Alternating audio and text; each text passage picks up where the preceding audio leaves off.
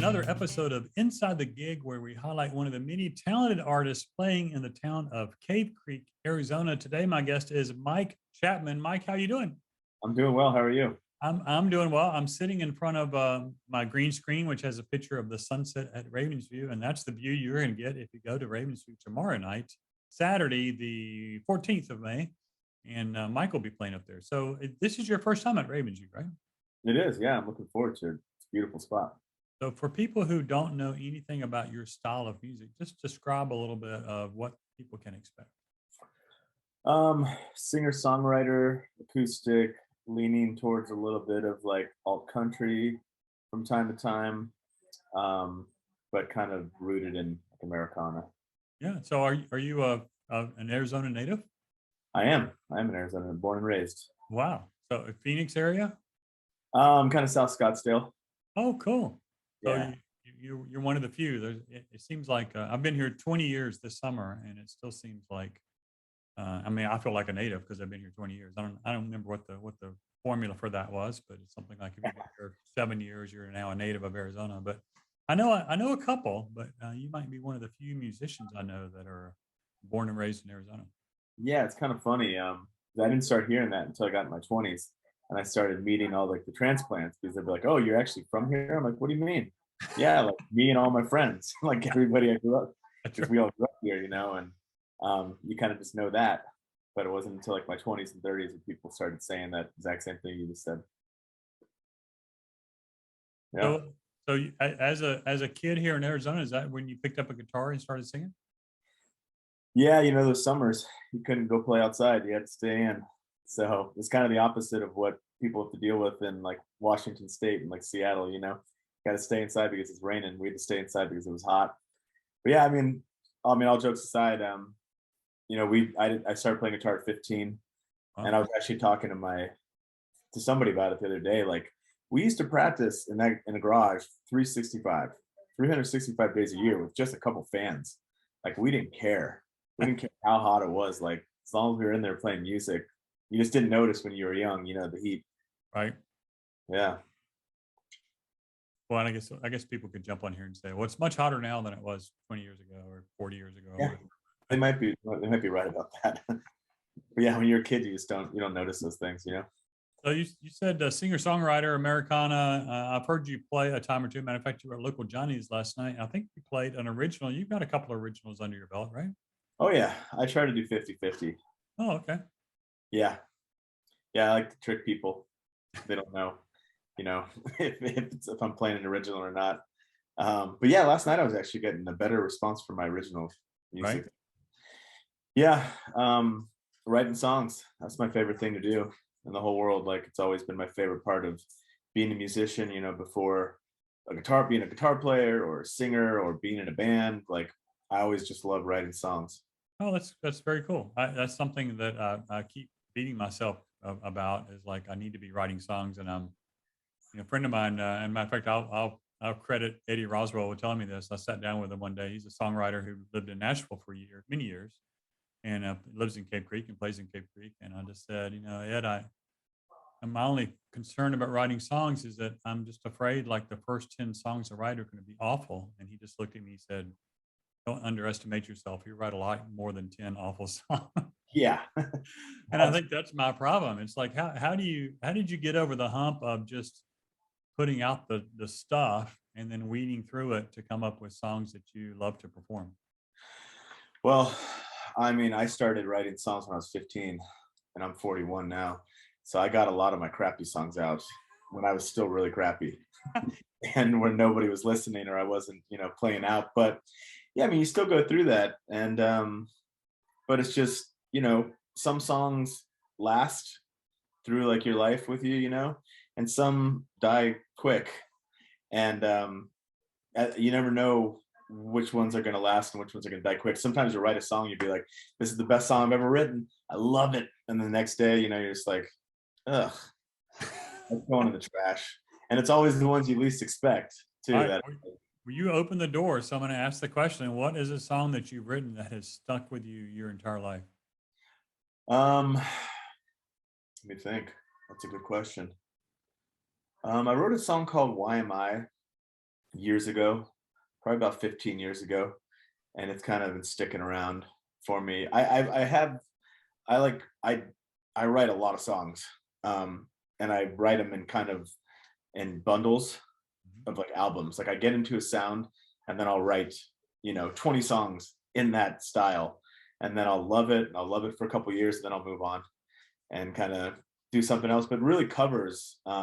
There are a couple covers that have stuck with me for 20 years that I just still love playing. Um, One of them is "Don't Let Me Down" by the Beatles. All right. Another one is "I Want You" by the Beatles. Oh, okay. Those two songs, I used to play "I Want You" in my old band, Dirty Lingo, and I could play those songs every show. Like I never get sick of them. I hear voices in the background. Yeah, It's let all, me it's show all good. It's all good. Don't worry about my wife's chatting away on the phone. it. Good, good for you. So I'm not gonna ask you about. Oh, we're losing him. I'm not gonna ask you about inspiration because we could get into a long discussion and/or argument about is every song inspired or is it just a process? But I'm gonna ask you about the process. Like, what do you go through to do your songwriting? What's your process? Um, well, these days it typically happens in the morning. Um, like right after that coffee, like first cup of coffee, like the guitar just it looks so good over there. I saw like, if my kids are eating or something, I'll have a chance to pick it up and I'll just kind of start playing around. And typically the songs that stick are the ones that the chords just kind of drop on to the guitar for you.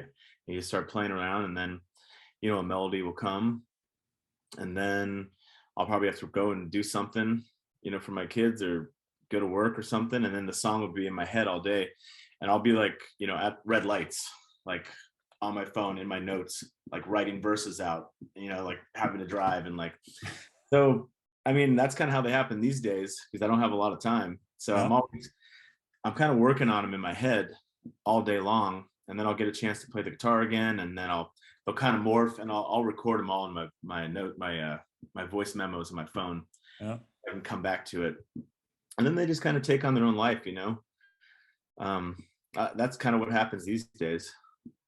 So do you find yourself polishing these songs through live performance, or do you really kind of woodshed them at home and say, "I'm going to work through all this, and until I get it to where I want it, and then start performing"? I get it like halfway, and then I'll Yeah. perform it, and kind of work through it that way. This is my first time ever just being kind of a solo artist too. I've always played in bands since I was 15 years old until I was, I still play in a band, but the band I was with, I stopped playing with, in my mid 30s. And I never wanted to be a solo guy. I always liked being either like in a duo or a band. So I kind of my writing changed, and I kind of had to learn how to write as like a solo artist. Right. You know what I mean? Yeah. So it kind of gives me more freedom to take the songs different places. When you're in a band, you have to stay structured because everybody else is kind of Right. counting on you to play your part. But nowadays with my songs, I can get up there. I could do it fast this time. I can do it slow. I can add a musical break. I can kind of do whatever I want, and that's kind of fun. And I kind of like going into live performances not really 100% prepared, with the songs, because Right. sometimes like really kind of like beautiful mistakes happen, and you end up keeping them. I like that. I like the phrase "beautiful mistakes." It sounds like a lyric. Sounds like an album. Yeah, it does. It does sound like an album. So let's dive into that a little bit more. These songs, you say you don't go to a gig being completely prepared, and I think what you mean is you haven't laid out every song you're going to play and how you're going to play it. I mean, Exactly. obviously you have a ton of songs under your belt and the ability to play and all. So it's like you're Yeah. a polished musician, but what sort of happens throughout the evening that drives you in a direction towards a particular type of style or song when you're playing a gig? um I'll read the crowd. I've always been a big proponent of just like reading the room, read the crowd. If I have like a bunch of older folks in there, I'll lean into like my Beatles and Eagles and that kind of stuff. But like last night, for example, the crowd was kind of mixed, and they were doing their thing, and I noticed the staff at local Johnny's was really into like these kind of alt country songs I was playing, like Tyler Childers, for example. Right. So I was like, well, they're paying attention, so I'll just kind of play to them. So I started playing a bunch of that kind of stuff, and then on my breaks, like they would come up to me and be like, "Oh, do you know blah blah blah? You know Zach Bryan? Do you know this guy? You know that guy?" And so yeah, that's kind of how I do it. And yeah, to clarify what you kind of touched on, I'm always prepared, but sometimes I'll have songs like half written, Mm-hmm. and I'll just be like, oh, I want to play it, Yeah. and I'll play it, and no one, you can't tell that I'm working on it still, because I have been playing music long enough where I can actually, you know, trick you a little bit and make it sound like it's been in the works for years. Well, to some people the song would be completely finished, but to you, the songwriter, you might say, Exactly. "Well, I want to make some changes. I want things to be a little different over time." Yeah. Now that I've thought about this song some more and I've played it a half dozen times or 50 times, whatever, you Yeah. might say, I think it feels better if I make this change. So Yeah, for sure. And I have like my music stand set up with just a list of songs, and yeah, nothing's ever planned. Sometimes I'll just look down and be like, oh yeah, there's that song. I haven't played that in a couple weeks, and then I'll play it. I don't really like to do the same songs every night. I right, have a big enough catalog now where I can kind of pick and right. choose, and just, like I said, play to the crowd. Yeah. And I use an iPad, and a lot of it is I just can't trust myself to not get in a rut to play 6 songs in a row that sound the same, that are in the same key, because my head kind of gets in that mode. So when I put songs in order on an iPad and I go to the next song, it's like, oh, oh yeah, I planned to change gears here to do something a little different, and Yeah, it kind of keeps me from going all night and not playing some stuff I love to play and that people love to listen to, because I kind of got in the ditch with yeah, with rockabilly or whatever, right? It's like, oh, we're sure. gonna do beer drinking songs, and then I end up, and it's like an hour and a half later, and it's like all I've been doing is playing these beer drinking songs. Yeah, for sure. Yeah, Yeah, and I always find for me, like I always start stressing out like right before I play. Like I'm always like, okay, pick 3 songs to start with, just so like 3. And I rarely do. I could never like get my mind to like actually pick a couple songs. So that first song is always like, you always want to come out good, right. want it to be like your favorite song, because you want something to look forward to.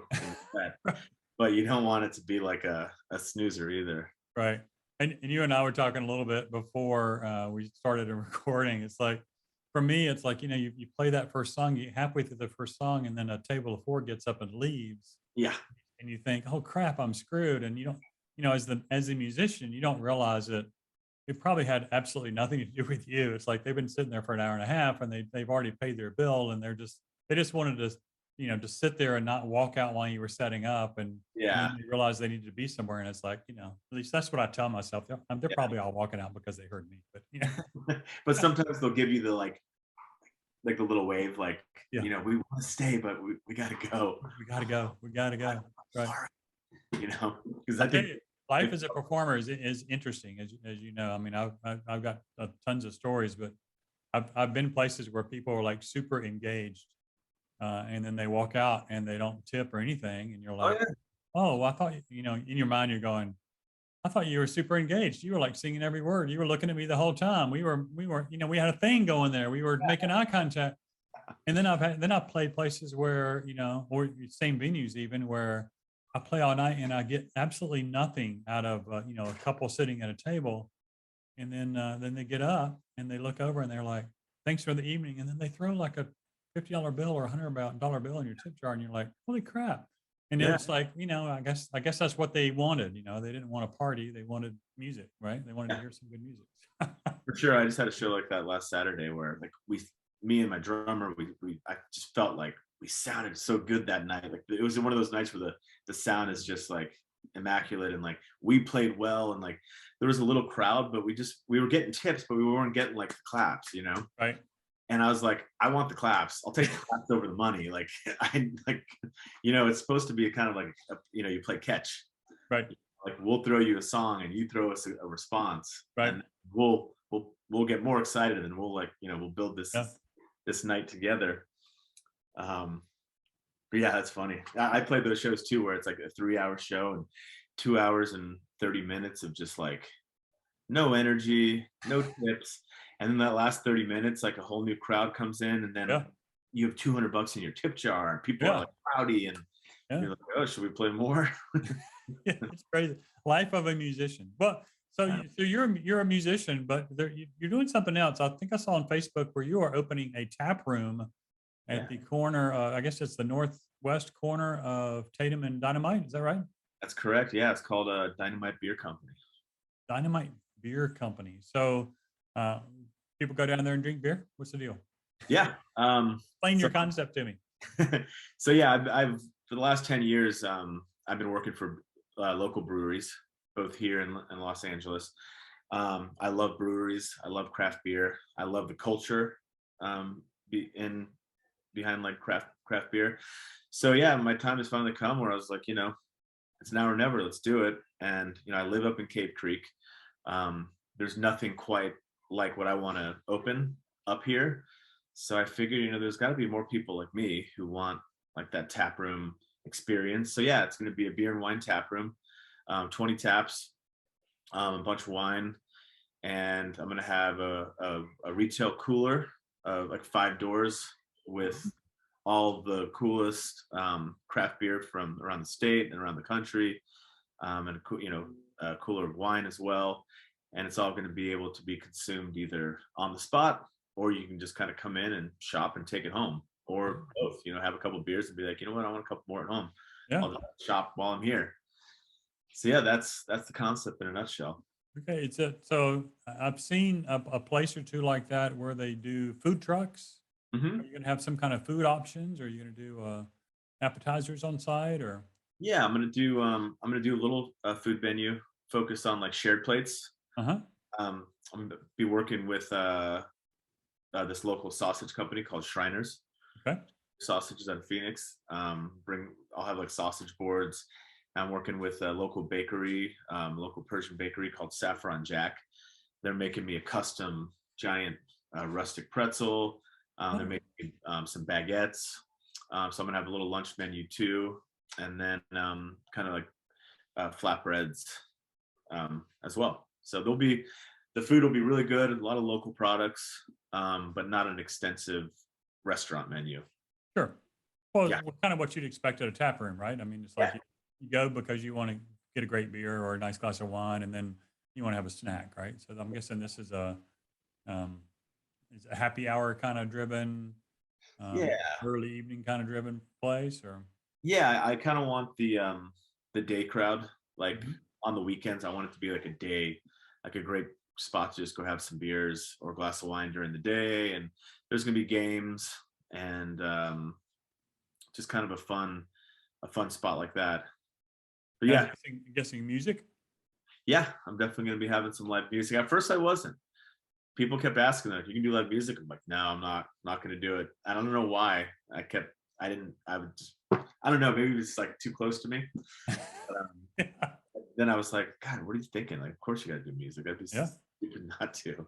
And I don't think there's any other live music in that plaza too. So Oh, okay. Yeah. There's a tailgaters there? Is that right? Tailgaters, and what's the place beside it? Creek. Creek Patio Grill or something? Yeah. So there's a lot of traffic. A lot of people know about that corner. Yeah. And I think they're opening a Mexican restaurant um, on the other end where the bars used to be, right?